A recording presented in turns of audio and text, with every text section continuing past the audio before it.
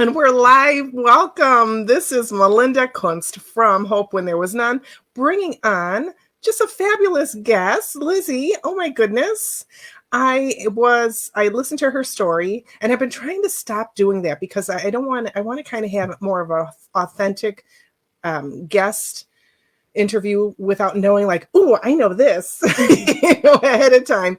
But really, your story is just beautiful. It's inspiring. And where it's gone now into just serving others, it's really fabulous. And you taught me a few things as well. So I'm going to let you take it away. If anybody's wondering, I'm going to put her links in they're already in the comments section. So you don't have to furiously write what's going to be scrolling on the screen. You can find them there. If you're listening in the podcast or on YouTube, I will put those links in the description notes. So I'm going to let you take it away. Thank you for joining me today. Oh, Melinda, thank you so much for having me. I'm really excited to be here. I've been looking forward to chatting with you again. As you said, my name is Lizy Maratea. I live on the eastern shore of Maryland. I'm originally from New Jersey.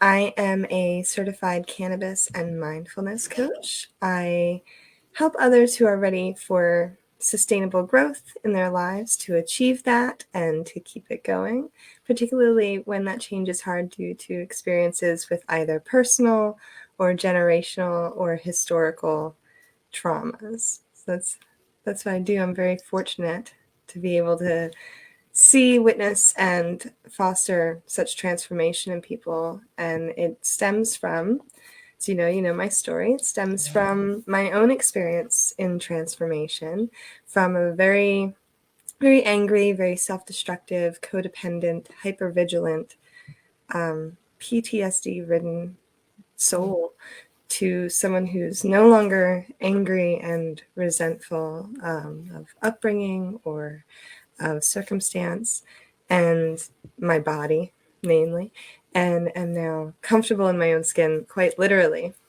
because some of my abuse, a majority of my, well, I wouldn't even say a majority, but a good amount of my abuse, because there's a whole iceberg here, but a good chunk of the abuse that I experienced growing up surrounded water. There was sexual assault that took place from my stepfather, who bathed me from the time that I was 6 on. There was a pool in the backyard that was involved. There was also corporal punishment in my house for crying. That's undiagnosed postpartum in my mother. That's dysfunctional cycles carrying forward from generations from the Great Depression on, be seen but not heard. And it resulted in my body developing an alarm signal to sound whenever I came in contact with water because it was unsafe. So around the age of 6, I started to develop severe painful hives whenever I would bathe, whenever I would cry, whenever it would rain and I was outside.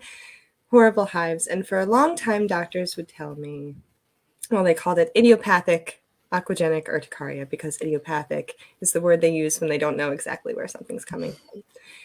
And they would tell me, switch shampoos, try different soaps, suck it up, and don't dance in the rain, which was depressing. And I already had a connective tissue disorder that I was rebelling against regularly, which meant that my form was a little more fragile than I was comfortable admitting. And instead of taking it easy in my body, I decided I'm going to be a roofer, I'm going to be a landscaper, I'm going to work at UPS, I'm going to do all these hardcore labor jobs because I'm a 5'3" female and damn it, I'm going to do it all. And this resulted in a broken tailbone and severely aging joints, arthritis, and all these other issues. So after years and years of struggling with bathing and having to walk around in this body that was abused so terribly by others and then worse so by myself, I had my daughter. I found myself on the floor. She was born in 2013. I found myself on the floor in 2014 playing with her, and I went to get up and I couldn't even rise from the floor. I stayed there for 6 hours until my husband came home to help me up from the floor because I was stuck. And I was 30 and I'd had enough. So that's when I started. I'd always used cannabis before my pregnancy. As a teenager, I used it to manage my anxiety and pain that I experienced, even when I didn't realize it. And mindfulness was something that I wanted to do more with education, with more understanding, and movement. I'd always been told to kind of stay away from yoga because of my connective tissue disorder, because I could easily dislocate. But it resulted in me not building any strength. And I didn't listen to anything the doctor had told me to that point anyway, so why not follow my intuition here, right? Right. So I began my journey in personal growth and development, and eventually it led us to moving to Maryland, partially for family, partially for access to legal and safe cannabis, medical cannabis, and also access to the safest community in the state of Maryland, whereas where we were in New Jersey was getting a little sketchy on our block. It was getting a little dangerous. So we actually moved here in 5 days. Came down here, got into the cannabis program, got a job at the dispensary, found an amazing therapist who helped me to develop my mindfulness practice, became a mentor to me. And it took her 2 years to give me my diagnosis, one part being PTSD. And she didn't tell me earlier because she knew I would reject it, but I had. A good friend of mine who was a Marine, one of my dearest friends that I grew up with, he was a Marine. He served in Afghanistan and Iraq, and his name was Corporal Jared Painter. He came home with a broken back and a broken spirit. And he was the first person, and you'll have to excuse me if I get emotional, but he was the first person to tell me that I had PTSD. And I said, no. You went to war. And he said, so did you. And I still didn't believe him. I still wanted nothing to do with that. I needed to support him. How could I be of more service to you? Don't talk about me. No. That's not what this is about. He passed away a week after his son was born. He'd been told, whatever you do, stay away from cannabis, stay away from weed. And when he died, and his family and I were looking at all his medications across the dresser, there was repeats with different doctors' names on it. From the same month, there was things that should never be taken together. There was just a smorgasbord of pills. And he did what they said, and he stayed away from weed. And he took all these pills, and he took a bunch of opioids because of his back pain. He took heroin, and he died. And I blame, in part, prohibition. I credit thousands of lives every year lost to the opioid pandemic and to just a lack of self-sustaining wellness. People have grown extremely dependent on being told what to take at what time, and then what else to take care of what that does. And that vicious cycle just keeps going. So my friend died. I was much later diagnosed with PTSD. Had it wash over me, felt him wash over me like, okay. All right, you were right. And after starting to really process and really understand that just because I wasn't locked in a closet and, beaten with a wrench or had cigarettes put out on me does not mean that I didn't experience trauma. I experienced some serious trauma. And it took sitting down and laying it all out in a timeline and talking about things, not even all of it, but a good chunk, and getting that support and conversation from my counselor. And then medicating mindfully, educating myself on the cannabis, how it works, my endocannabinoid system that we all have, terpenes, which contribute to the efficacy and what the effects are of cannabis. Working in the dispensary, I was able to gain a lot of knowledge, but I noticed a gap in care between doctor and dispensary where people would be overwhelmed by this medication because it's very, very old. It's one would argue the oldest medication there, but it's also very, very new in terms of having access to it and understanding it. So that's when I started to pursue becoming a cannabis coach. And I paired that educated understanding of cannabis with my mindfulness practice and began to reframe my relationship with water, for example, and mindfully bathing and bathing while medicated. And I noticed on my honeymoon with my husband that I had been hive-free. We went swimming. I jumped in a cenote. I showered for hours because I could. And I'd realized in conversation with my counselor that I was so physically, emotionally and mentally removed from my trauma that I actually didn't break out in any hives. And it was incredible. So it was possible. That's all I needed to know. It was possible. So I brought that home with me, and I looked for those feelings as a start. It was far more in depth, and it took a long time, but I am able to say today that I can shower, I can bathe without breaking out in horrible hives where it feels like the skin is going to tear off my body every time. I've even recently showered at my mother's where much of my abuse took place. Whereas, yeah, that just happened recently. And I was blown away because that had never happened, not since I was 6. I would get hives washing my hands in that bathroom because my abuser would often come in while I was showering in that bathroom, in that shower that I was in. So even though part of me started to flare up a little bit, you know, those outdated alarms started to sound like, okay, you know where you are. I just kept telling myself that I was safe, kept connecting with the space, really did my embodiment where I came back to my mind, came back to my body, came back to that time where I was right then, right there. And no hives.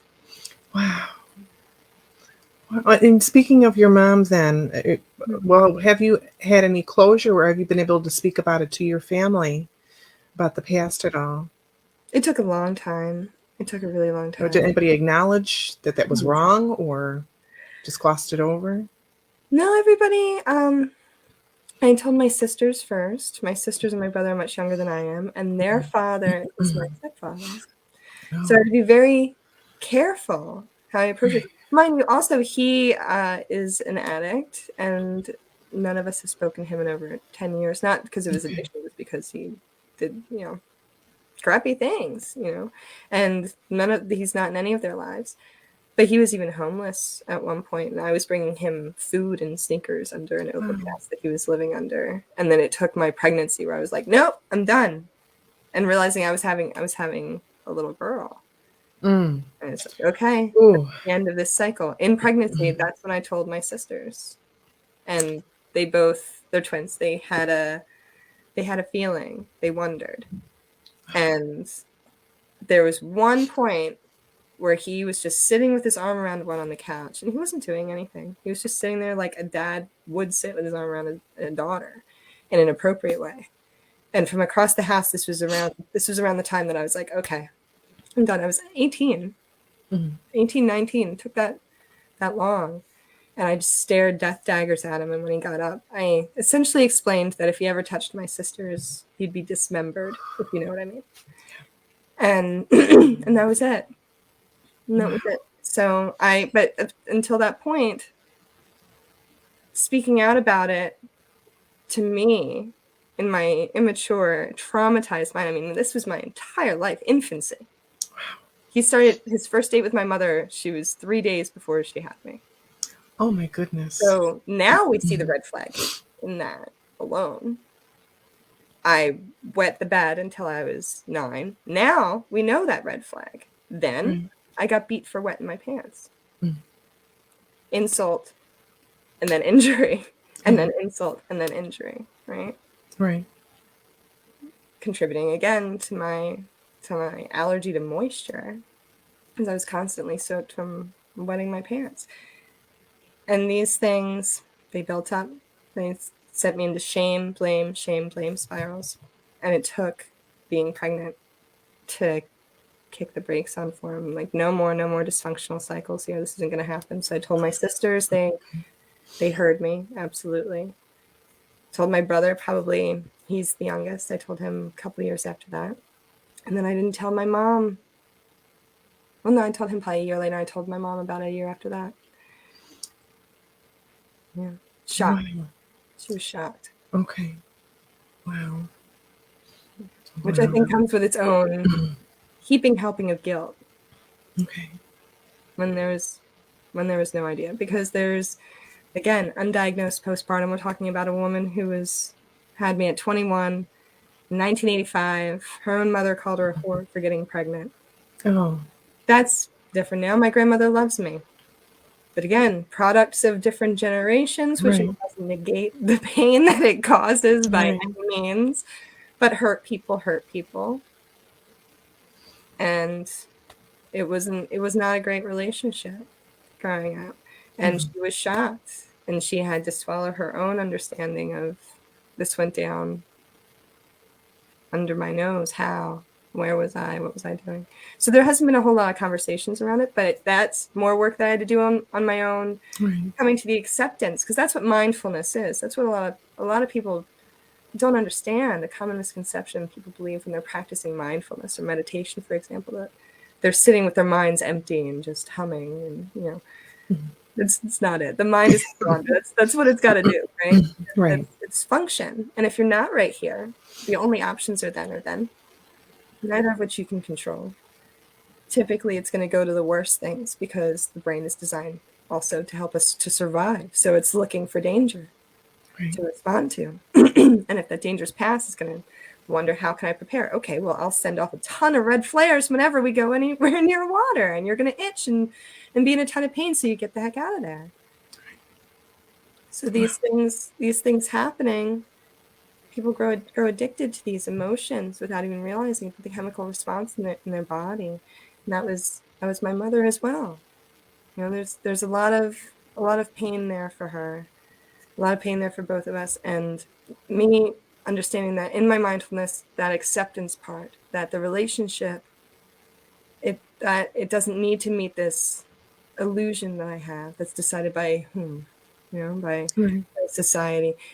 This is the path that we're on together. This is our journey as mother and daughter.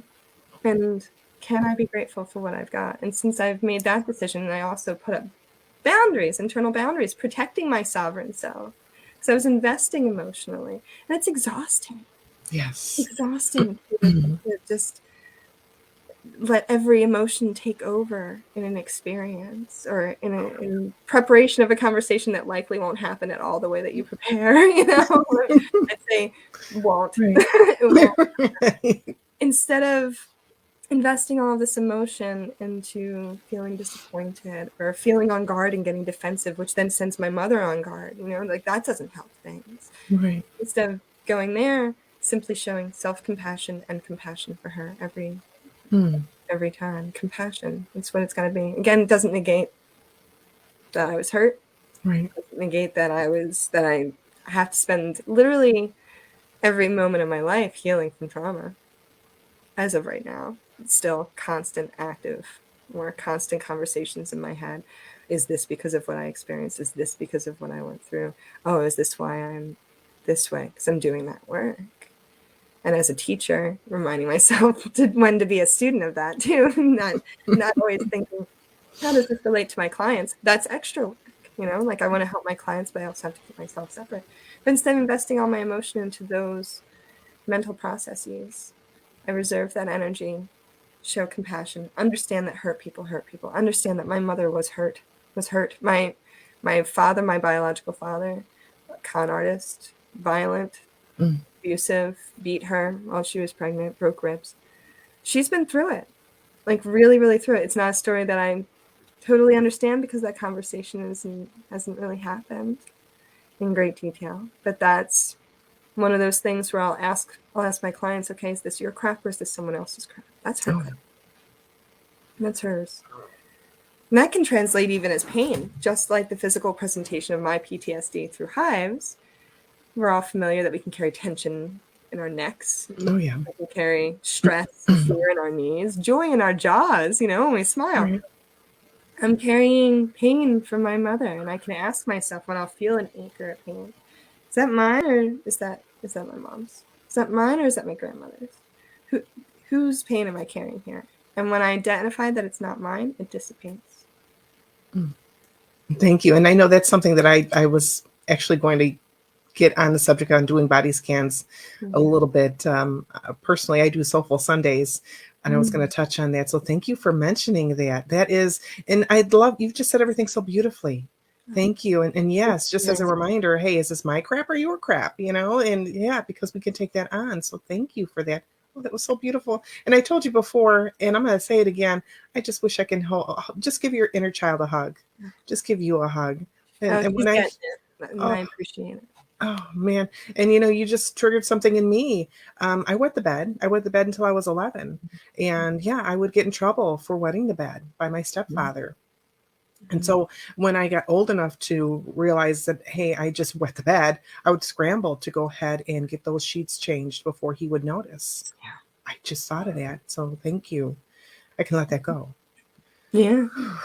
Yeah, I restarted wetting the bed in my 20s, my late 20s, when I was married to my abuser. And I didn't put two and two together until much later. But yeah, Alarm system. Yeah. yes, It's yes, amazing what our bodies will do to try to protect us. right, And right, I did the exactly. same thing. There was a point where, and again, my mother was going through a lot of her own crap, Mhm. and I was in the fire zone Mhm. there. And when I remember one evening in particular, there was a lot of drinking that night because I think it was a birthday party or something. But I came out while I realized much later, I found much later through EMDR, through bilateral stimulation and deep cognitive work, excuse me, that my father, my stepfather, had actually come into my room that night. But the memory that I had until that session was just me coming out and quietly telling my mom, letting her know that I had wet the bed.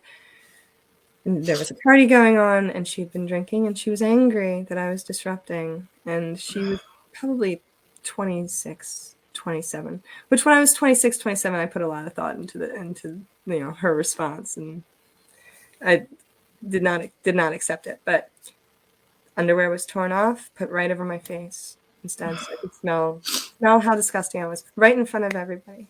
But Oh, humiliation, but that was a tactic. Again, this isn't excusing it. I'm sorry. Humiliation. Oh, Oh, I'm so sorry, baby. it was hard. I still carry some anger for that one. And it's not actually a conversation my mother and I have had, but maybe someday I have to come to a place where that's not a conversation we need to have. Right. But that humiliation is traumatizing in itself. Even when parents Yes. think like this'll get it to stop, right? It's like you don't rub a dog's nose in the poo, Oh, or the wet. Like, but you did in our house yeah. growing up. Oh my Because gosh. again, we're talking early 90s, stressed out woman Mm. who wasn't given an opportunity to grow to be a mother on her own. Her mom took me out of her arms when she came home from the hospital. My mom hardly got to participate in my raising until I was 5. And then here she gets married and we move out together. Now suddenly she's married. She's only 26. She finally gets to be a 20-something and she's got a kid along with her. And we're not wealthy people, all working very hard. She was working multiple jobs. Again, I want to say again, that does not negate anything. Right. And doesn't make anything okay. Any of it okay. But I can understand it and I can accept it. Not understand it in the way like, okay, it's okay. I like to make that very, Right. very clear. But Right. I can understand it, And that from that point on, I never told her. I Mm. threw away a lot of underwear. I bought underwear with allowance. I would tell my grandmother when we go out shopping that I needed new underwear and get her to buy me some and then sneak it in the house. So that's why I can't honestly say how long it went on for. I know we moved after that point. So I was in at least 4th grade, probably 5th grade before I finally got a hold of it and got the hang of it. But at that point, I was working, when I made that realization, I was working on that in therapy with my mentor, trying to figure out a way to overcome the water allergy for him, because she was the first person to suggest to me that this is something to do with PTSD, and was the first person to draw light for me upon my endometriosis and its connection to my abuse. It's on the side that I'd get spanked on the most. Wow. Spreads all the way down to my knee and all across my pelvis on that side. And she took me through an EMDR session, brought me to that place with my 6-year-old sweet little self, who I grew up in life blaming You could have taken better care of your sisters, could have taken better care of your brother. The hypervigilance and codependence that I had involving my siblings. I mean, I was determined, and I was responsible for them a lot. I'd get grounded so I could stay home to babysit. You too? Yeah. Grade entirely, right? Yeah. It's a thing, people. Like, for every minute late, I was grounded for a week. That's the point that it got to, because a minute in a day didn't teach the lesson. But really, we all know you were hoping I'd be late, so I would be there to babysit anyway, right? So I was responsible for getting them off to school in the morning and their breakfast, getting them to bed at night. A lot of times I'd read their bedtime story. I was responsible for giving them their baths. I remember specifically the twins were not even 2, and I was giving them their baths. So I was maybe 9, around 9. Okay. And I apparently used too much shampoo. And I remember my stepdad screaming at me that water had gotten outside of the tub and was going downstairs, and that I used way too much shampoo on their hair. And I remember at that point saying, I'm a kid. Like, I said that to him, like, I'm a kid. And I basically, I don't, lots of cursing. I don't care. But looking back as an adult, why is this child, like, I know in Pioneer days, or Little House on the Prairie, John Boyman bathed his siblings. We're talking 1996 New Jersey. Right. And I'm getting screamed at for doing it incorrectly when I was probably never taught properly how to do it in the first place. And God forbid they have some fun and splash some water over. So much trouble. So working with my therapist, sorry, I tangent. No, you're fine. And going back as my grown self, being able to look through the eyes of this little girl that I shoved so much blame on her for not saying something, because I doubted myself what was actually happening. I didn't know. As far as I was concerned, my normal was everyone's normal. Everybody got right. Yeah. Everybody got this way and touched this way. Like, if I say it's inappropriate, because I was always accused of making up stories. If I talked about something, Elizabeth's probably making up stories. Again, then I wouldn't be believed. And then maybe it wasn't worth mentioning. I was probably imagining that it was a bad thing. Yeah. So when she took me to this place and I was able to see it with adult eyes, I saw the just mortification on everybody's face. Because as a child, I was just humiliated. And then looking as an adult, I was like, oh my God, they don't even know what to do. So uncomfortable. And I was able to go back farther and remember that he came in my room that night. He snuck in while everybody was out in the dining room. One room over. I was the first door down the hall. And he went in there. And then I wet the bed. And then I got humiliated for it. And that's a core memory of my life. That's a core constructive moment. Did my mother intend in her response, when she didn't know what had just happened, to traumatize me for the rest of my life? Of course not. My mother loves me. And I know there's a crap ton of regret and upset over our relationship and how she treated me growing up. It's not necessarily going to be expressed to me unless she's had a drink, maybe. It's hard for her. But like I said, I had to accept that I'm not necessarily going to get that conversation. Right. So she didn't intend to traumatize me, but she did. They both did, royally. And it did dictate a lot of the agency over my experience going forward, and made me angry, made me scared, made me fearful, had me clinging, like I said, to my siblings in an unhealthy way, where I wanted to fix all their problems. I wanted to help them. And it wasn't helping them. Through my work, our relationships are stronger than ever because I'm not clinging to them too tightly. My relationship with my mother is better than ever because I'm not going into every situation on defense, ready for the worst case. And that ripples out. That's the greatest thing, is when you do the work, you don't even have to voice certain conversations. I'd say almost any, really. You just do that work and it ripples out and it meets them, even if they're trying to dodge it. They're going to be touched by that energy of somebody who's healing, somebody who's not screaming at them internally.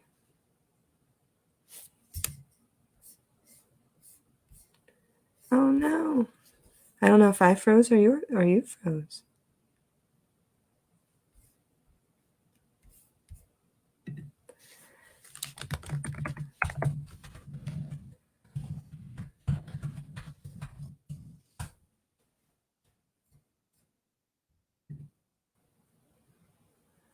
Well, in case you can see me and hear me, I'm just going to go through the comments real quick while I wait to hear from Melinda. It looks like it might just be me here. I'm not certain how this works. Hi, Joe Hicks. If you, just a fun fact, if you take a little too much THC and you start to feel a little sick, a little queasy, or you start to feel like maybe a little overstimulated euphorically, if you have CBD isolate handy, you can take just a little bit of that, and that will help level you out. If THC says, say THC is like laying spread across the couch and taking over the experience, and you want to tone it down a bit, CBD will crowd the couch and shove THC over a little bit. You could also chew on a peppercorn.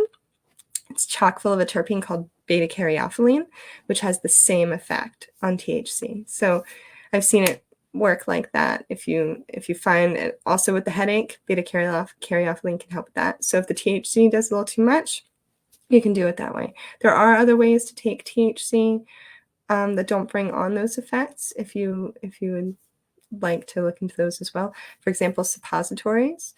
You can administer large amounts of THC for pain without it being processed through the liver and getting you high. Oh, you're very welcome. My mother denies any abuse from my childhood. I realize now why she did what she did. Still not right, but it gave me the tools to close the door on it, create a better relationship between myself and my mother. That's wonderful. That's wonderful. I know exactly what you mean. There's a lot of conversations and questions unanswered and conversations unhad. And I think part of the healing, or at least in my experience, a great part of the healing is in the acceptance of those unanswered questions. I've watched as people close to me have spiraled after losing their mother and things going unrepaired. And we can put really pretty band-aids on top of wounds our entire lives. But until we clean out the festering infection beneath, it controls our experience. And that can still be done after losing a mother. People tend to believe that it has to happen in a face-to-face, it has to happen in a conversation, but it's really that energy that we put out, that decision that we will no longer be affected emotionally. Because as I spoke to briefly earlier, there's chemical responses that go off in our brain when we experience something, when we develop an emotion that just comes up. Oh, she's restarting right now. An emotion that just comes up instantly from an experience, something we see. Just takes that quicker than that for the emotion to kick in and the chemicals to be sent out to receptors within the body. And our bodies grow literally addicted. Our cells grow addicted to those neuropeptides that are released for those emotions. And eventually our cells in our body no longer, when they split and they create sister cells or cousin cells, they no longer produce cells that have all the receptors for nutrition and for immune system and things like that. They'll have way less, and they'll carry more receptors for those specific neuropeptides attached to unhealthy emotions. Yay, you're back. So that's how we physically grow addicted to the chemicals and emotions. And even though, for example, how our mothers are probably very unhappy with how maybe they spiraled into rages, for example, over little things, they were literally addicted to that response. And it was also part of likely a fight or flight, a power struggle within themselves concerning their mothers. A lot of the trauma that we experience, while we of course have our own personal traumas and adverse childhood experiences, as me and Melinda do, and as sounds you do as well, Joe, we also have that generational and historical trauma that we're carrying, our mothers, our fathers, their mothers. I'm talking thousands of people when you get down to it. And then if you want to bring on the collective as well, because that energy is all here, baby. You can't create it or destroy it. You can only change it. And we're carrying, during a pandemic, a lot of weight, a lot of energy right now. This is a period of dark medicine where people are either taking care of their needs and facing all of that, or they're struggling. They're having a really hard time being with themselves. Welcome back, Melinda. No reason. It just left, and that's why we're live. So these things happen. So I hurry up and race downstairs, and the family's like, "That's not happening to me." Of course, of course. So thank you for going with the flow and continuing. See, you're such a professional. Look at that. You just kept on going. Joe, thank you so much for tuning in. It really, Joe, and I know Joe mentions that she had issues. She uses cannabis for pain as well, and careful with the TCH. TCH or THC? THC. Okay. So there's cannabinoids, which there's phytocannabinoids. There's also endocannabinoids. So phyto means from the plant. Endo means from within. Something that a lot of people don't realize is we all mammals possess endocannabinoid system. All vertebrates, I should say, actually, all vertebrates carry an endocannabinoid system in their bodies. And this acts as a communication highway between the musculoskeletal system, between tissues throughout the body, organs. We have receptors all over in our brain, in our gut, and throughout our body for this system, which communicates, for example, if you look at the sun and it's bright and you start to blink, that's your endocannabinoid system telling your eyes to blink. It's the only system in the body that has retroactive signaling that sends a response. So you stub your toe, you feel that pain, it comes up. Your endocannabinoid system says, start to swell a little bit down there so the bleeding can stop, signals for inflammation. When that inflammation is overactive or inappropriately active, we have chronic pain.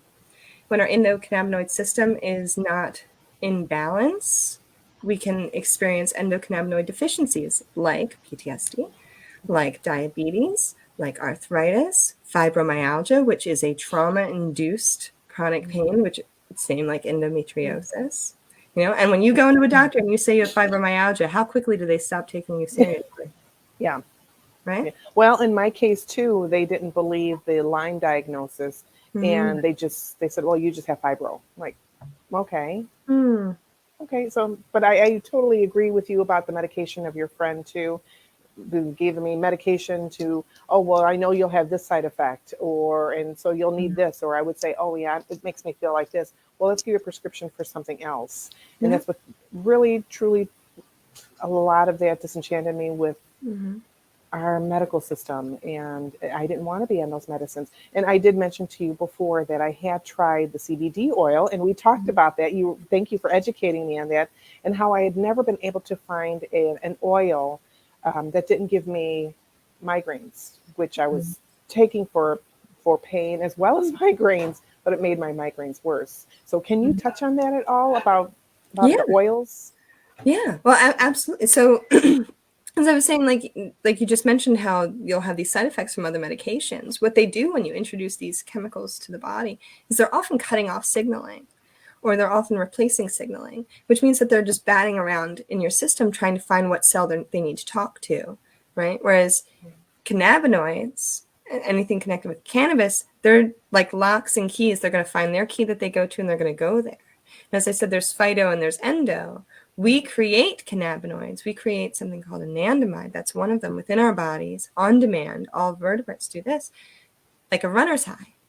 That's not something I experience. I know there are people out there who like to run. This wasn't either, no. That one's not for me. I am familiar. There was a brief time where I was like, this is okay. I can get down with this for a little bit. But it's not for me. But that runner's high, that exercise, also when dancing or singing, you increase the anandamide production within your body by dancing or singing by 50%. Receiving a massage, eating chocolate, terpene-rich foods, and cannabis can all increase anandamide.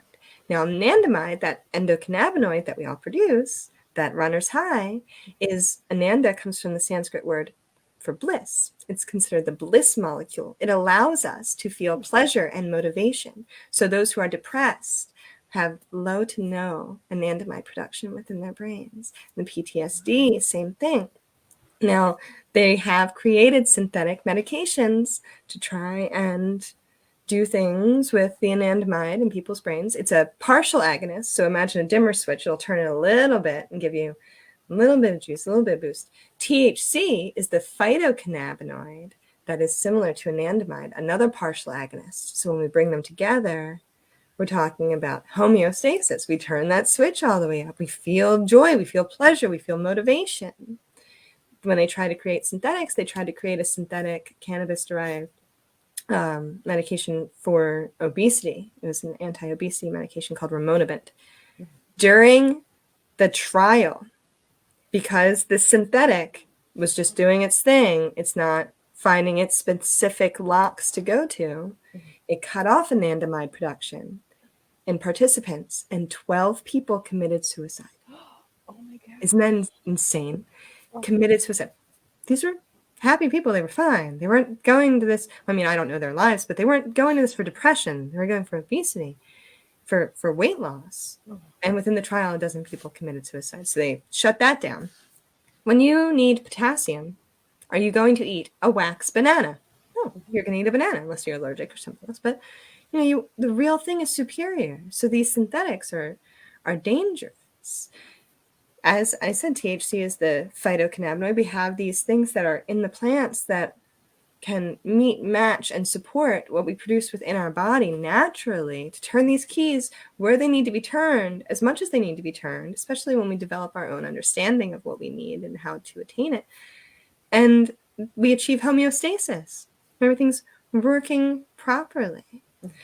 Now, the oils that you were talking about, you were saying that you were getting headaches. We also spoke about being sure we know what we're getting. There are a lot of snake oil salesmen out there, and that is just the truth. And especially Delta-8, stay away from Delta-8. If you take nothing away from this conversation, please stay away from Delta-8. Do not buy your medicine at a gas station. Valero does not have your health in mind.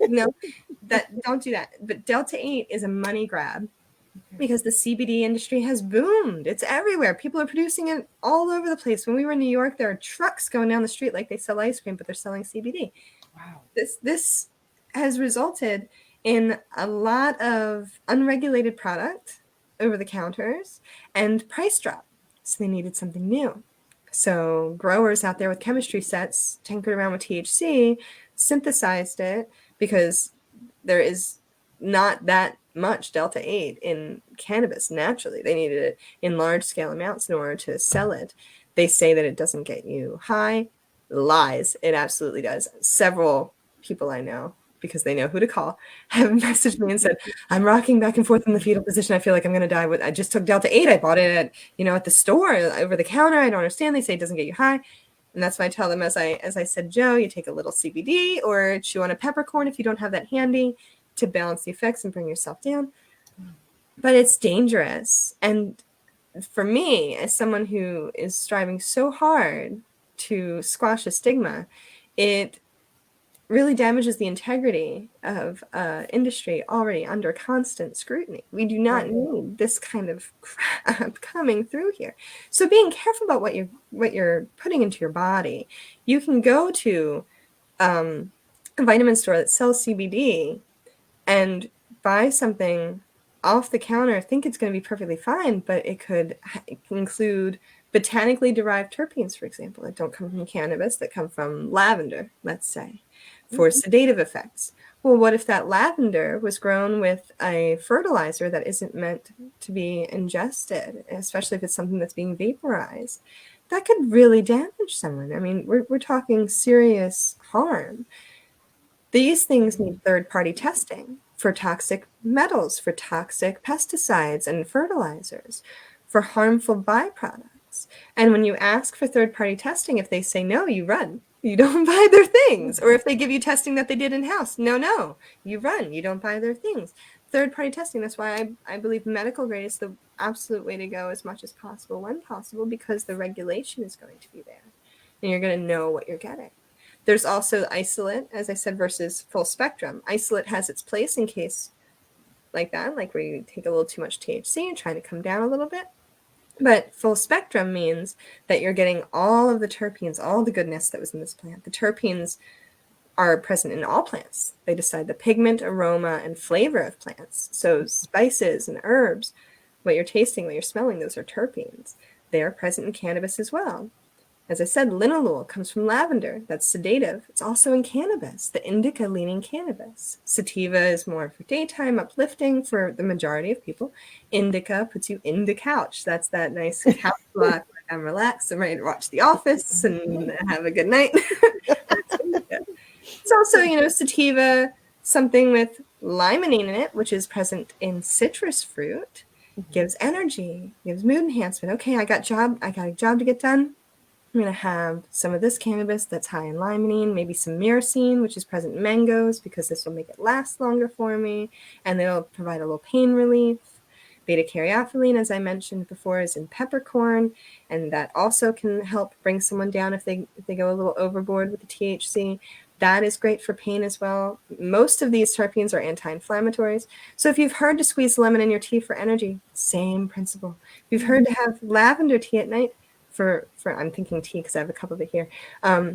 That's, yes, orange juice in the morning, exactly.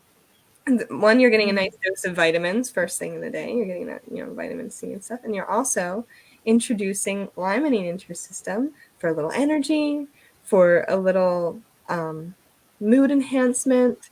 There's a smorgasbord of terpenes out there that we can understand, and when people understand their medicine, they know what they need.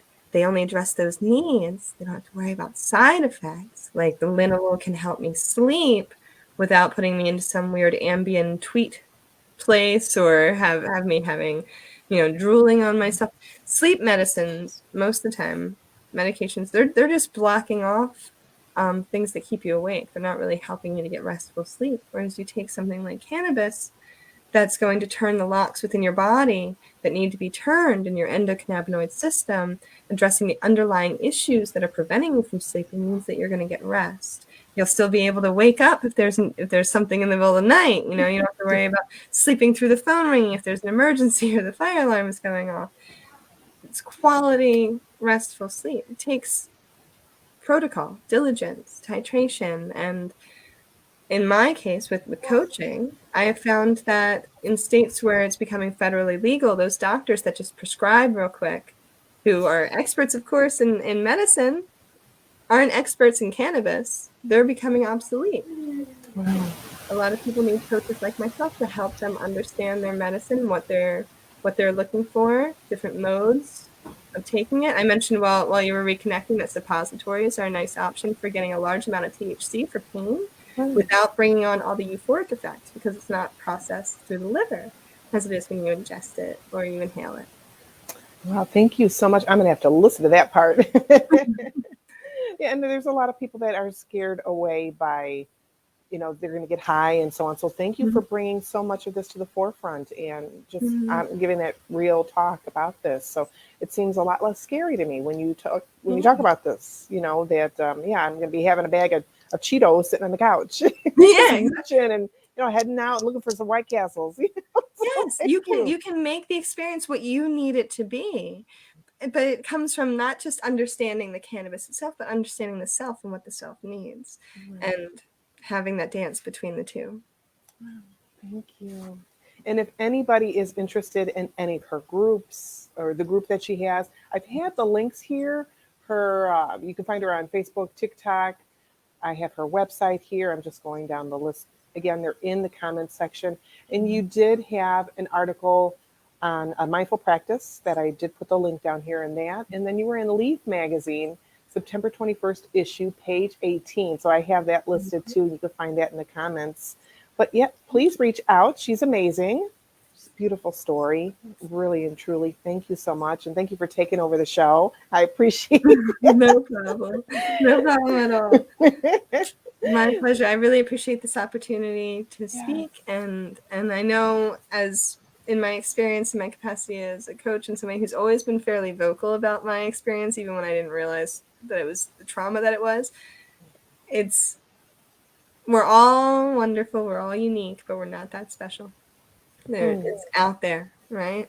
Right. And people, when they hear, particularly women, we hear another one share a story that's similar to ours, it helps us feel a little more comfortable in recognizing our own experience. So it's important to me.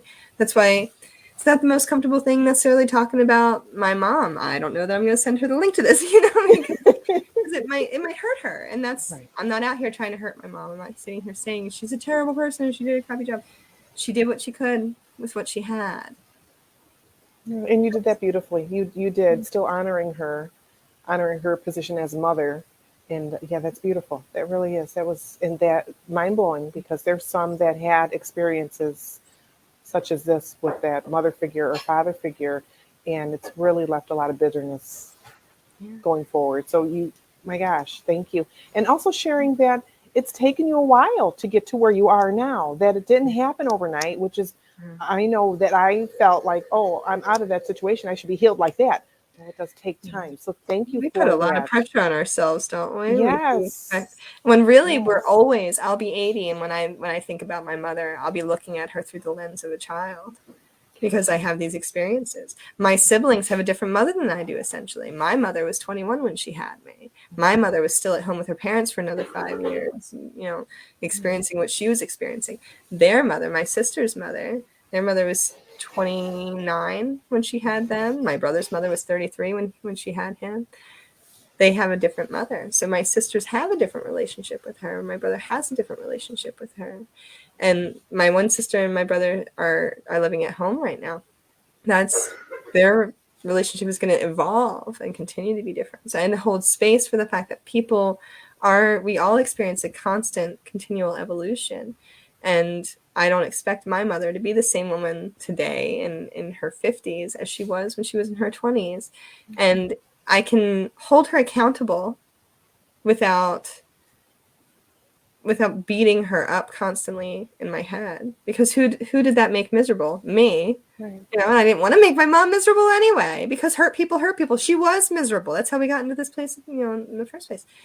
But letting an experience from the past dictate feelings, and again, the emotions that you feel, mean that those neurons that are firing together are going to wire together, and we're just going to stay in that bitter, angry place, and we're going to grow addicted to those bitter, angry emotions, and then that is going to continue in a vicious cycle that mows over generations ahead. Or we can throw ourselves in front of the bus, spread our arms, dig our heels, and then stop it. That's powerful. Thank you. Thank you so much for this opportunity. I'm really grateful. And thank you for all watching. I appreciate it. Again, it'll be uploaded very soon to Anchor and then onto YouTube. And thank you so much for bringing such beauty and grace to your story. Oh my goodness, and inspiration. So I hope you have a great rest of your day. Everybody that's watching, thanks for tuning in. Bye.